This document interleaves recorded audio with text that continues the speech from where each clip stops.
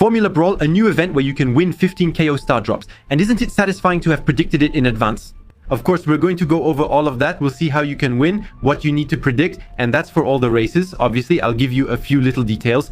And of course, we're going to have plenty of statements, especially official ones, from Brawl Stars. It's going to be super interesting because it concerns the next update and all the balance changes. I don't know if you remember, but I told you that a new community event was coming, and I showed you this image, and as it happens, the community event has arrived, and it's exactly the same items. I told you it wasn't Brawl Talk, you should have listened, I was right. So subscribe, use code PARADO, and don't forget to like and comment.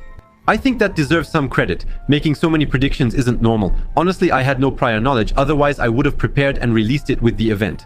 So if we go into Brawl Stars, we have a new icon called Formula Brawl like this, and you can see we have who will win the first race, and we have a bunch of marbles. We'll explain everything clearly so you understand. If you don't watch the short videos, you might miss out. Plus, we have small rewards and the race ranking here. This comes from Brawl Stars' latest post. It's a short vertical video, not a major one, which is why it's not widely available. And if we quickly describe this video, we can see that there are KO star drops to win, and be careful, for each race, there are 3 races in total. And that's what's going to be interesting. Unfortunately, the races aren't something we can predict if there's nothing involving skills or anything like that. Unfortunately, it's to celebrate Bolt, so we have to take it as it is. Since it's in honor of Bolt and it's a marble, of course there's an event with marble races, but the problem is that we can see the track like this. I don't know why there's a baguette, but you can see, it looks like this. So it must be something they modeled themselves or something physical. As you can see, it's a real marble race. So there are real marbles and you see there's a spinning platform and so on. Unfortunately, the marbles they put here represent brawlers, but the problem is, you see, here we can clearly see which marble it is. And here, for example, we can see Squeaky here, Spike, Tick, and so on. Bolt is here. We don't know the length of the track, so it's already very complicated to predict for the first race. And on top of that, well, these are marbles. So like I said, there's no skill involved. So anyone can come in first. Just because Bolt is a racing marble, literally, that's really what it is. It doesn't mean he's necessarily going to win, and that's very complicated. So that's why predictions are really hard, but in any case, you have to make a prediction no matter what. Personally, I would rather predict Bolt because it's in Bolt's honor, so you never know, you see, if Bolt wins. Well, it's also kind of on purpose because the event is in his honor. Well, I think you get it. Then we'll see the marble race. We can watch it, right? Directly. It'll be on social media. I think it'll be a short video on TikTok, on YouTube. Anyway, as we can see. If you win, claim your rewards by clicking here. It's important. For each race, and as I said, there are 3 races. In the first race, the winner will get 5 KO star drops. The second place will get 3 KO star drops. And the third place will get 2 KO star drops. If you finish between 4th and 10th place, you get 1 KO star drop, which is still good. Participating guarantees you at least 1 KO star drop, so you'll get 3 KO star drops during the event. Let's say it's free, it's always something to gain, you don't have to do anything. Just click a button to predict. The races take place on June 8th, 10th, and 12th. That's pretty important to know. That means you have to predict before those dates. That's very important. Then, well, the rest of the video is pretty funny, but it doesn't really bring us much, so we don't care. They're just telling us to go predict. And before we get into all that, we want to give you a few extra pieces of information. Especially thanks to this famous site, we can see the schedule for all the races. That's convenient. It's UTC, so it's not our time zone, but basically we have the races at 5 p.m. So June 8th at 5 p.m., June 10th at 5 p.m., and June 12th at 5 p.m. Let's always say 4 p.m. so you have time for your predictions. There could be a time difference, but at least you'll know the races are around 4 p.m. each time. We'll get results an hour or 2 later, but the exact video release time is uncertain. You must make your predictions the day before, for June 7th, 9th, and 11th. You can make your prediction the same morning. I'm just reminding you a day earlier so you remember. I think you understood the rewards, but the timing is what matters most. Before we continue this famous race, let's make a quick comparison in honor of Bolt, who is expected to come out on June 19th. Keep in mind, these are just estimates, not official. For example, the Super Brawl Challenge is on June 18th, not June 11th, so the dates may have been switched. As for Brawl Talk, there's about an 80% chance it will be on June 27th, with the update following a few days later. Now you're informed about Bolt. Again, be careful, these are just estimates. So now let's get back to Formula Brawl. In my opinion, since the race is in honor of Bolt, I could see Bolt winning. Where is Bolt? He's right here. You can predict anyone since it's random. Dropping the marbles at the same time means you can't know. There's no skill, so I'll choose Bolt. If you see try again, just try again, keep clicking, and if it doesn't work, just leave and come back. Normally, your vote should be counted. And again, you have to do this every 2 days. So tomorrow, we get the result. The day after tomorrow, you vote. Anyway, I think you get it. And then, well, you just have to wait for the results. Don't worry, I'll keep you updated. Of course, I'll tell you who I vote for each time. If Bolt wins the first race, his chances of winning the second are low. Another brawler, maybe even the one who finished last, might win next since they're less likely to finish last again. It's all just probabilities. We'll discuss that for the next races, but we've covered everything for this race. Don't worry, there are still many interesting things like the return of the Ultimate Games Survivor mode. It's a cool mode where you could get defense, HP, and damage boosts. You even have those famous cars in it, which fits well with Bolt. Well done to Brawl Stars for bringing that back, especially since we have a race. I think you see the connection. By the way, I want to mention there's a pretty interesting offer right now for those who really want to get gems or anything like that. It's an offer that costs 1.19. You get 90 gems and there's an 83% discount on it. It's a pretty good deal. Also, don't forget to enter the code Periado as well. But there are always some small rewards like power points. And for those who haven't collected the gems yet, there you go. Don't forget, it's all the way at the bottom. It's right here. Among other things, there's Spence, an English creator who did an interview with Adrian. Adrian is a really great guy, so that's why it's interesting. He handles balancing, but also works on creating brawlers. So, there's a pretty interesting interview. It lasts about 1 hour and 17 minutes. Don't worry, we'll summarize it in a few minutes. That's thanks to Chosen, who did an excellent summary. So, it's really interesting. They talked about balancing, the reasons behind certain decisions, buffs, bots, bugs, and even hackers, and the gameplay side of Brawl Stars. That's what makes it interesting. For example, we learn why Grom was nerfed, even though the brawler itself isn't necessarily strong. He tells us that Grom is in a strange position. Good players know how to dodge the shots, so Grom isn't very strong for them, but for lower ranked players, they find him really frustrating to face because he's too strong for them and they can't dodge. Of course, we've all started playing Brawl Stars at some point, so there's no need to make fun of anyone. Let's be kind to everyone, and that's where it gets interesting. An appropriate solution takes more time. So for now, they're focusing on making him less dominant at lower ranks. And that's where I find it a bit unfortunate. As usual, Brawl Stars tries to make things easier for new players, the beginners. I think it's unfortunate that the focus isn't on veteran players who have mastered the game. It seems like everything, from rewards to trophies to prestige, is aimed at making Brawl Stars easier. And so, the good players or the veteran players, it's kind of the same thing. Normally you know how to master them. Well, they're basically left waiting. We're not going to look at all the questions, just the interesting ones. For example, what causes balance changes? It's not just Adrian. He's the one responsible for gameplay. Many others help too, including creators and pro players, before each balance change. To balance properly, they use win rates, pick rates, ranked stats, feedback from pros and creators, community opinions, and their own gameplay. That's why, whenever I make tier list videos or share opinions, there's always disagreement. Each time I say these are the worst brawlers, that's just how it is. You might not agree with the best brawlers or even the worst brawlers, because often you don't agree with the worst brawlers, but that's just how it is. If I present them, it's because they really are the worst brawlers. It's based on the meta score. And feedback from the community is extremely important because it comes in large numbers, especially when there's a problem that seems frustrating. So when there's a problem, for example with, I don't know, Damien, let's take an easy example, and when something is way too strong, there are a lot of reactions.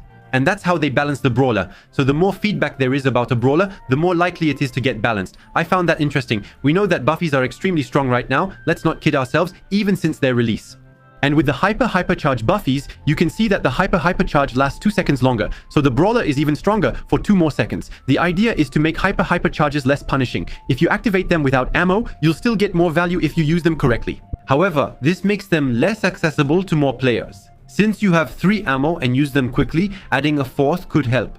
Maybe even 5 depending on each brawler's reload speed. If you don't use them immediately, there's no penalty. That's actually a good idea. So the question is, why did you change the dash physics, especially for Mortis? We know, we saw it during the last update. It was almost impossible to do single dashes with Mortis. The goal, and this is where it gets funny, was supposed to make the dashes more responsive and better under certain ping conditions on the device. So it was to make it work well on all good devices, because back then, if you played on a phone, it was harder to do a single dash. Compared to a latest generation tablet, the new central system caused some bugs. For example, there was a major bug with the single dash, which wasn't intended by Brawl Stars. I don't think anyone realized that, but it should be fixed in upcoming updates.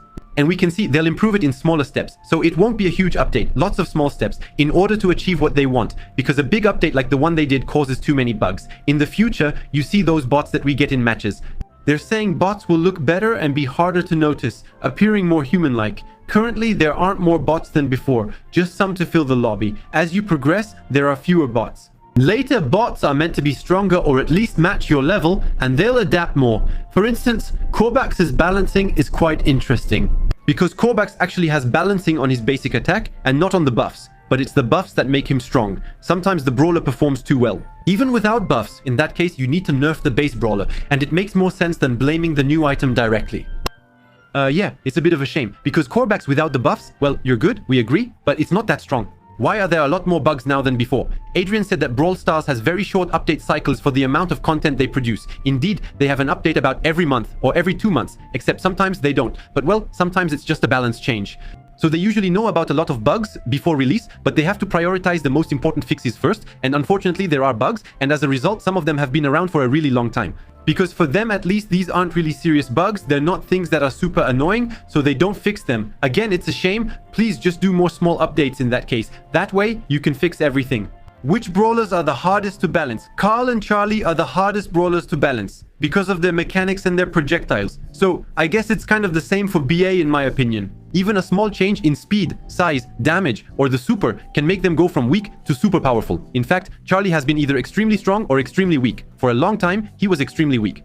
But Carl, in any case, has always seemed pretty well balanced to me. Will buffs, gadgets, star powers, etc. be reworked? Adrian said yes, they can go back and rework them. Things, if they're not right. For example, he told us that Spike's star power or even Pearl's hypercharge will be reworked soon because it didn't quite work out. As for Gigi, it's pretty funny. I made a worst brawlers list recently and many people, including Gigi, said it's too strong. We now have an official response from a Supercell employee. He said it can be strong in some situations since she's an assassin meant to counter, but right now she's too niche and difficult to play well. So the goal would be to make her more intuitive, so it's less frustrating to play her. So depending on the situation once again, but right now, in the meta, Gigi is almost unplayable. You really have to know the draft to play her. But of course, if you play at a low level, Gigi is strong. Obviously, if you're playing against bots, it makes sense. But for good players, Gigi isn't strong, except in certain situations. And it's very complicated to get that right situation. So that's something I really liked about the balancing. What is the goal of balancing? He tells us it's not just about making every brawler strong. The goal is to ensure every brawler is viable, skill is important, and the game offers multiple good choices. Unfortunately, I think that's not really the case compared to what he said, since the buffed ones are still too strong. So there aren't necessarily good options, at least compared to the buffies, because if you pick the brawlers with buffies, they're the strongest right now. So on that point, I don't really agree with what he said. He always puts strong brawlers in, and that's normal, the meta needs to change, but the meta is never balanced. It's impossible to make it really balanced. About the African servers, I know some people watch me from Africa. Adrian said he wants servers in as many countries as possible, but it's not always their decision. Much depends on local infrastructure, servers, and providers supporting Brawl Star. That's why in Africa, there's often high ping. Our servers in Europe are in Berlin, Germany, so the closer you are, the better your ping and the fewer bugs you'll experience, at least technically. So those who live more on the Spanish side or even elsewhere, well, it's complicated. Keep in mind there are servers in almost every region except in Africa. Are there any abandoned brawler mechanics that Adrian still thinks about? Well, that could spoil some upcoming brawlers. For example, they had an idea for a brawler who could fly or mix the supers of other brawlers. So I imagine it's a brawler who takes the abilities of others and can use them. That's actually really cool. The other brawler was a kind of sniper, like T-Tenet style, who shoots from the enemy towards himself, and you have to catch your own projectile to deal damage. Honestly, it's super complicated. That means imagine you have a brawler here and you're here, the ammo goes from here to you, and you have to hit yourself to deal damage to the other person. What is this? Honestly, if they do it, it's way too complicated. I just don't see how it could work, but I admit it's really tough. But stealing ammo, like a shapeshifter style, honestly, I love the concept, especially with the ton of brawlers there are now. It totally works. Why do some new brawlers get buffs before they're released? He tells us that the brawlers are too weak and that can kill the excitement around them. That's why as soon as brawlers come out, they're extremely strong. Otherwise, well, there isn't much hype about them.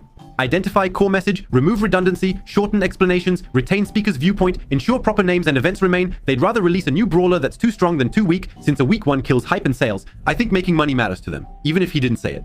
When it comes to cheaters, of course, it's a cat and mouse game. Every time cheaters try to find little ways to cheat and they try to fix them each time. So yeah, it's a constant back and forth. They avoid discussing it to prevent helping hackers and always give us the same speech.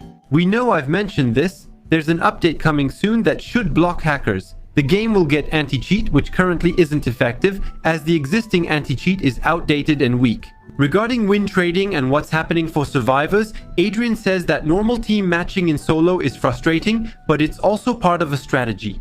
So teaming up, he tells us, yes, it's allowed. It's a bit unfortunate, but it's allowed.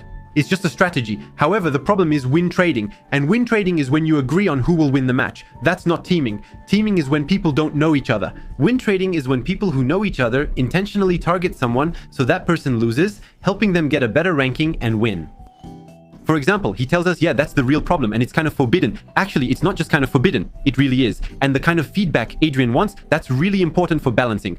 He tells us that just saying to nerf this brawler doesn't help. He prefers to explain why something feels frustrating, like a specific knockback, an explosion, a gadget, or a mechanic. In short, something more detailed. If you're discussing a brawler for balancing, please specify the problematic mechanic, not just say the brawler is too strong, otherwise we won't know the reason, even if it's sometimes obvious. We'll also discuss esports, which is pretty interesting. Now we have global bans, and I want to show you because I'm considering a mechanic that could later appear in ranked. We can see, for example, just before the match, you do your check-in, so that means you're here and ready, and then you ban the brawler you don't want to face in that match. This isn't a ban for just one match, it's a ban for all the matches, so all the sets that are coming up. It's something that could maybe happen. We have more and more brawlers, so more and more bans, it could work. And even we have a feature like that where you can search for the brawler to ban. I think that's really cool. It's something that could happen in ranked, I think. You know, there's a guy, I have to tell you about him because you shouldn't let this happen to you. He says, "Oh my god, Supercell, I missed it, I'm sorry." Supercell contacted him for the Brawlantine event where you could win 1,000,000 gems by sending a clip.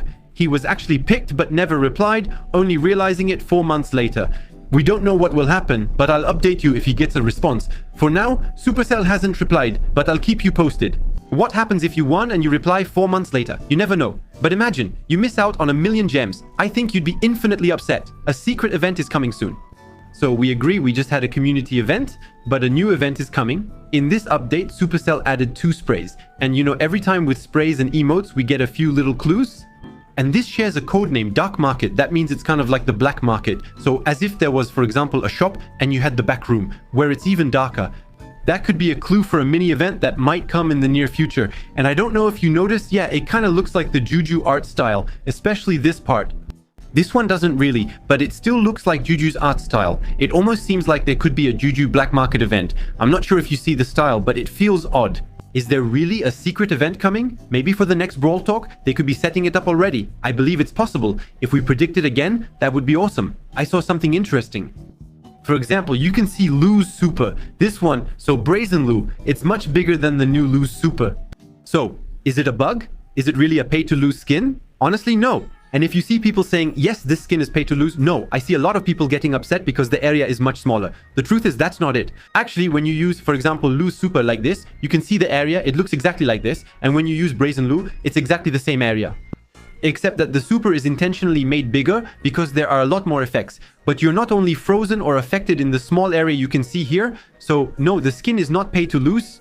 Because indeed, some people say, yes, the skin is paid to lose. No, that's not the case. It's just the animation effects that are different. A lot of people believe that. At the same time, it's understandable why they would. When you see these images, you'll understand. Don't be fooled. Some may make videos claiming the skin is paid to lose just for views, but that's not true. Still, I found this really funny. They took the football theme so seriously that they didn't give any skin to a female brawler. And it's true, when you realize it, it's either robots or brawlers considered to be male. But there isn't any brawler, I don't know, like Juju, Mandy, or anyone like that, in this theme. I thought it was funny. Honestly, they could have included Mina. There's a whole Brazil vibe that could have worked well, but it's clearly a joke. Still, I found it amusing. All the Brawl Stars Championship trophies and medals. You can see the famous trophy starting in 2019. That was the first trophy. Honestly, it looked a bit cheap, but starting from 2020, the trophy is really stylish. Now that's a real trophy. And yes, it was PSG Esports who won the World Cup. Then we have 2021, 2022, 2023, 2024. It was a belt. It wasn't even a cup anymore. And in 2025, they went back to a trophy like that. The trophy looks much more stylish than the belt, though the belt has its own vibe. There's also an MSI championship. The States won it back then, and it looked similar to the first trophy. In the end, the Brawl Cup is the same. It's another new kind of trophy for Brawl Stars, and it's a medal like that. At least we got to see all the Brawl Stars trophies, and of course I think there will be more and more of them. One really good thing Brawl Stars did was to release all the new skins on the first day of the season. That way, you can buy what you want and enjoy it for the whole season. Back then, you had to wait for a certain day. We never knew when it would be. For example, there was a skin at the season's start, one mid-season, and another at the end, but the order was unclear. Sometimes you had to wait until season's end for your favorite skin.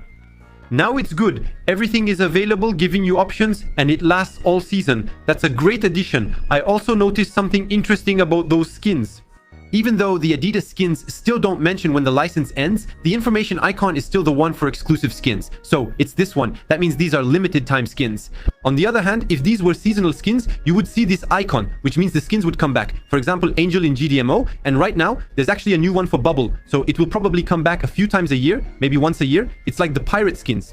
If these skins returned, they'd have this icon. We still don't have the end date, but it's likely they're truly exclusive. There's also a chance it could be like Line Friends. That possibility is small, but it exists. I've seen some concepts, and I hope Brawl Stars makes this happen. We want to know if it's a Wi-Fi bug or a bot. It could be very interesting. I've noticed that too. There are many, which you may not have seen. For example, Jin uses all his ammo, right? Whenever he scores a basket to reload, he does a high five.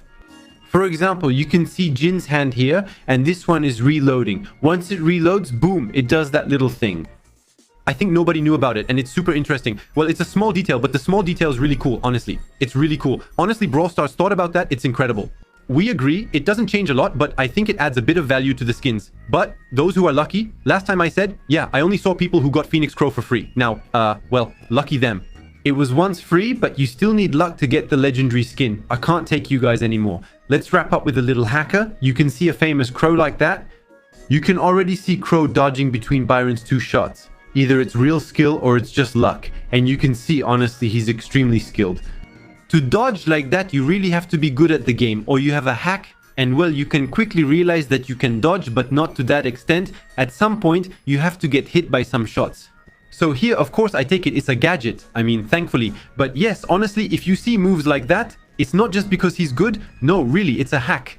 And I know there are a lot of people who would be upset to see this. This is really a hack. And for example, you can notice from now on, you can see there are 3 people shooting at him. No one hits him. So yes, obviously it's a hack. How does it work? I might be wrong, but I think the game auto-calculates a shot's path and moves you in a straight line. When Korvax attacks, he moves straight, without curving. It's clear to see. As soon as a bullet comes at him, he does a quick left to right move. You can clearly tell it's a hack. Right when the projectile is fired, the shooter is already moving instantly.